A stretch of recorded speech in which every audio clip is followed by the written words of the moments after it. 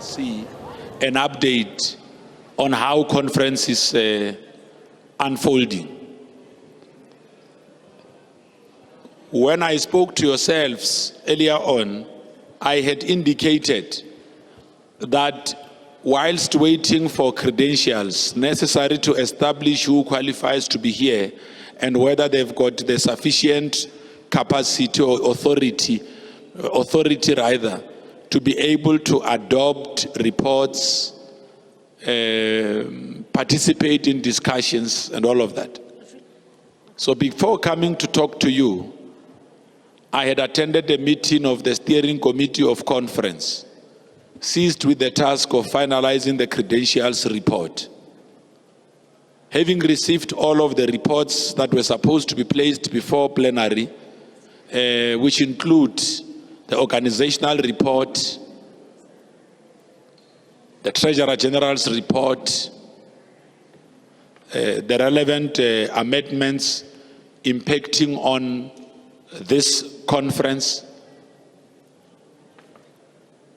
the elections report and the research report linked to those elections, to give delegates to this conference a picture of where we are and where the ANC is located and the things that need to be done to ensure that going into the 2024 elections, we are better prepared, acknowledging our own areas of weaknesses, those things or issues that are negatives that affect what the ANC is supposed to be doing to win and garner much needed public confidence.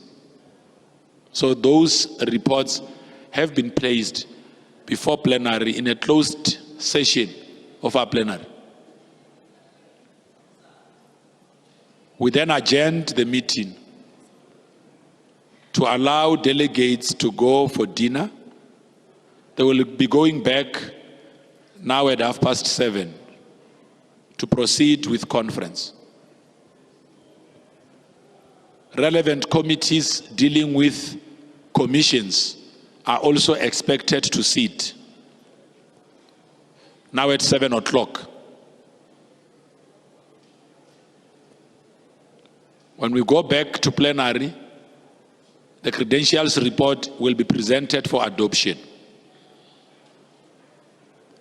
Once credentials are adopted, we will move to formalize and finalize on amendments. As some of the amendments impact on the composition of national officials. You are all aware that coming into this national conference and out of the national policy conference, one of the issues that came up was the introduction of the second Deputy Secretary General. You want finality on that so that if delegates agree on that, once all of the positions that have qualified during the nomination processes, whose nomination process was guided by the electoral guidelines adopted by this outgoing National Executive Committee as elected by the 54th National Conference of the ANC. Once all of those nominations are read out, having concluded on amendments, if there are further names raised from the floor, those names would need to garner sufficient numbers to be included on the ballot paper. To be exact, they need to garner about 25% of the total voting delegation to be included on the ballot paper. In the current form, and before any amendments or change to the positions or the composition of the national officials, the following positions will be read out, inclusive of who qualified for those. There is the position of President, the position of Deputy President, the position of National Chairperson, the position of Secretary General, the position of Deputy Secretary General, and the position of Treasurer General. And then what will then unfold would be the process I just outlined. If a position did not exist to form part of the national officials, and that position is now being introduced, it means that nominations for that position will be called from the floor. And all of the names that qualified for that position would then be included on the ballot paper. What has been practiced is that when we need to deal with commissions and voting, we give the Electoral Committee and the Electoral Commission, which is an independent body appointed to run the electoral processes of the ANC, the space to prepare the ballot paper, time allowing. And when you start voting, if time permits, you would then draw your delegates, those that qualify to vote, out of commissions, if those are ongoing, to go and cast their votes. The practice has always been that we allow people to vote according to their provinces.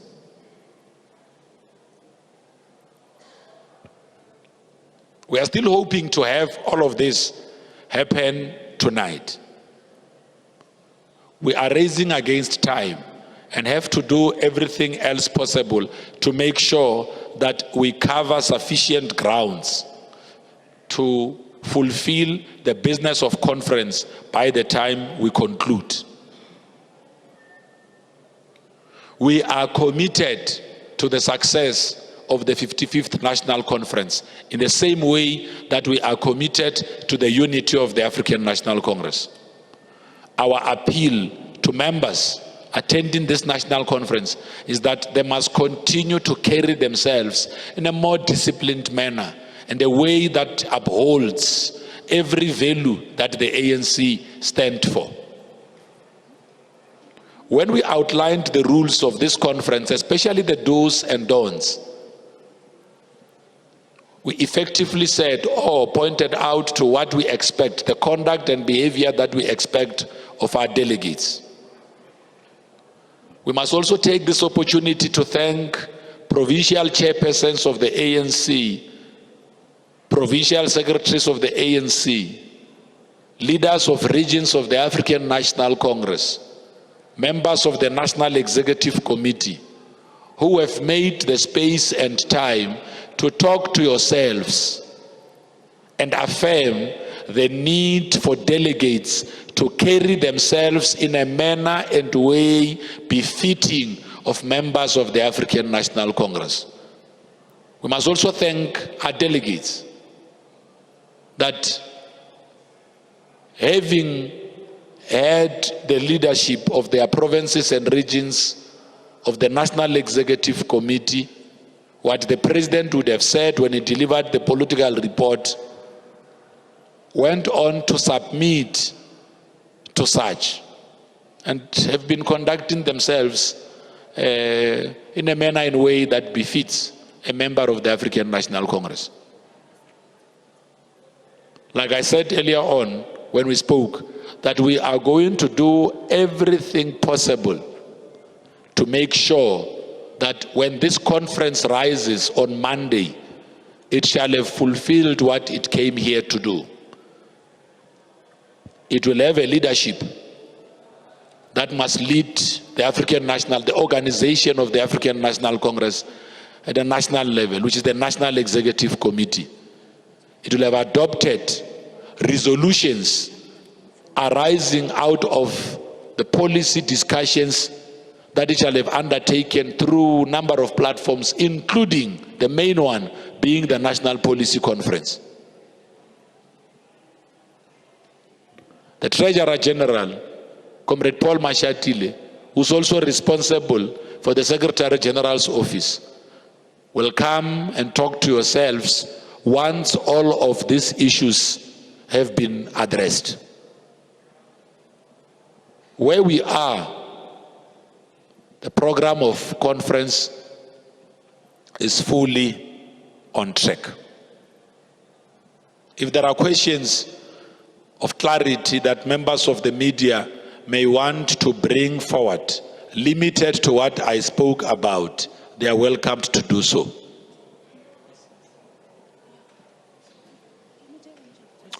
My friend from Cape Town has just raised his hand.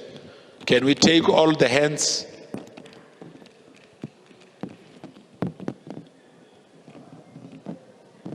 So I take it that this is the only hand we have.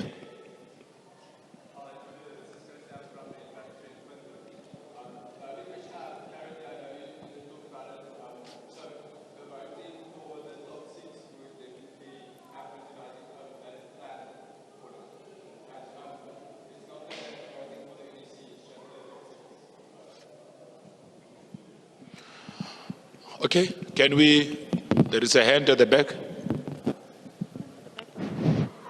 Well, of course, it is the voting of the officials that takes place tonight. When we spoke to yourselves yesterday, we did outline, and maybe I must emphasize this.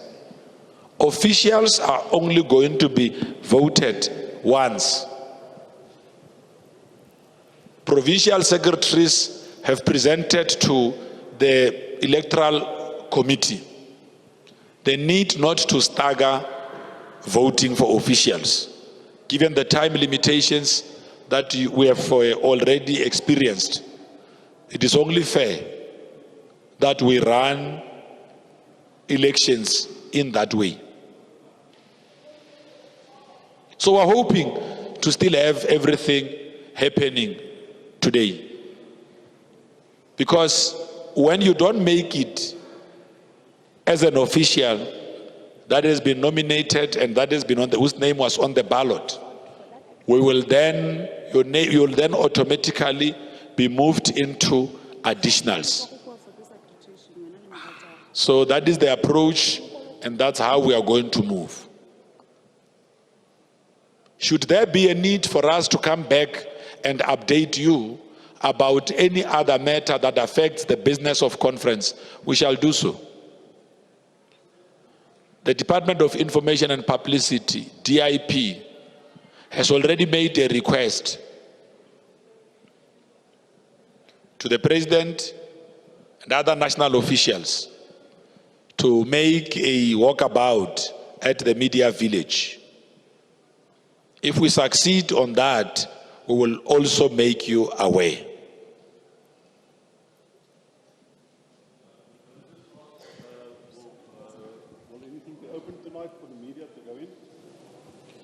There's a microphone. There's a microphone. Piet Kroukamp from the Vrye Weekblad. When will the media be allowed in? Will it be open sessions or closed sessions tonight? Well, when we do nominations, if we'll get to that point tonight, we'll invite the media to that session. That will be an open session. So you are much closer to going back to plenary again. I have submitted the earlier request for yourselves to be able to be on the other side, so that you can, the side of the conference precinct, so that you can be able to interact with delegates and others who are here. If the request is adjudicated upon successfully or in the affirmative, I will again communicate to yourselves. I did indicate when I called for questions that let's take all the questions, then once we've taken all of them, then we move.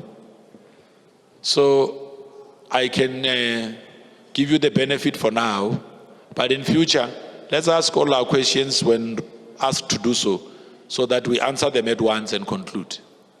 Yes.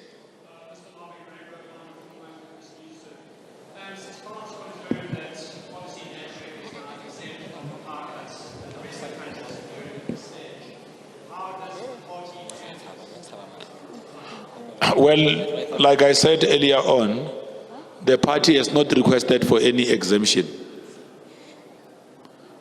So what the facilities that we hire to run our events do, it's really an independent decision that they take outside the African National Congress. Must emphasize, the party will not ask for an exemption on matters that affect the rest of the country. We always stand on the side of our people. Whether it's on electricity, it's on jobs. We did the same even on COVID-19. I'm sure that clarifies your question. So,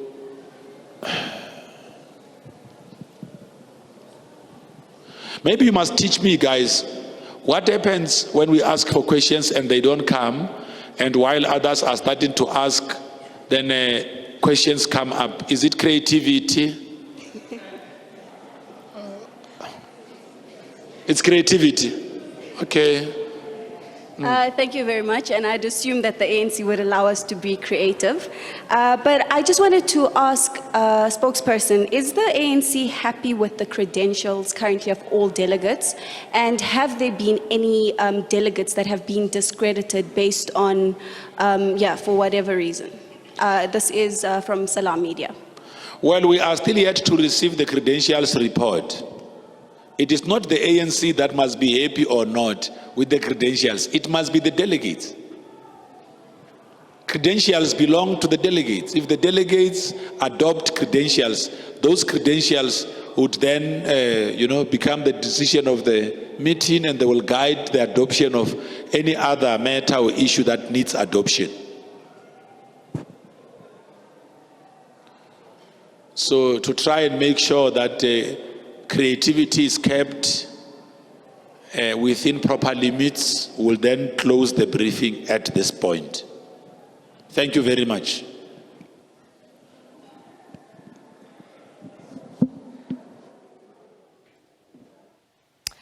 That was Pule Mabe, the ANC spokesperson, just giving a sense of what's happened over the last while. Delegates are at dinner now. They'll be back at 7:30. And that issue of the credentials having been discussed there, and you heard him say how the process is going to unfold in terms of the nominations that will come from the floor potentially, and some of the other matters around the possibility of a second Deputy Secretary General